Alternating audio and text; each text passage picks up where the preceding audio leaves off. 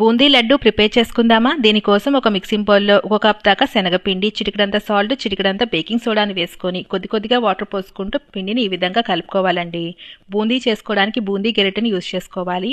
బూందీ గెరిట ఒకసారి వాడాక రెండోసారి ఈ విధంగా తుడుచుకొని యూజ్ చేసుకుంటూ ఉండాలండి. వేడి వేడి నూనెలో బూందీని ఈ విధంగా దూసుకున్నాక ఆయిల్ సరిపడా మాత్రమే వీటిని వేసుకోవాలండి. చక్కగా పొంగుతాయి. ఈ విధంగా ఫ్రై చేసుకున్నాక వీటిని వేరొక బౌల్లోకి తీసుకోవాలి. శనగపిండి ఎంత తీసుకున్నామో 1:1 రేషియోలోనే మనం పంచదార కూడా తీసుకోవాలండి.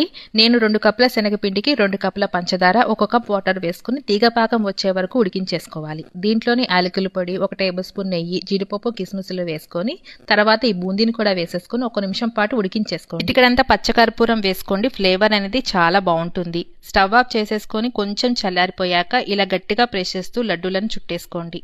అంతే, ఎంతో టేస్టీగా ఉండే బూందీ లడ్డు రెడీ అయిపోతుంది. మీరు కూడా సింపుల్గా ట్రై చేసి ఎలా వచ్చిందో కామెంట్ రూపాన్ని తెలియచేయండి. Thank you.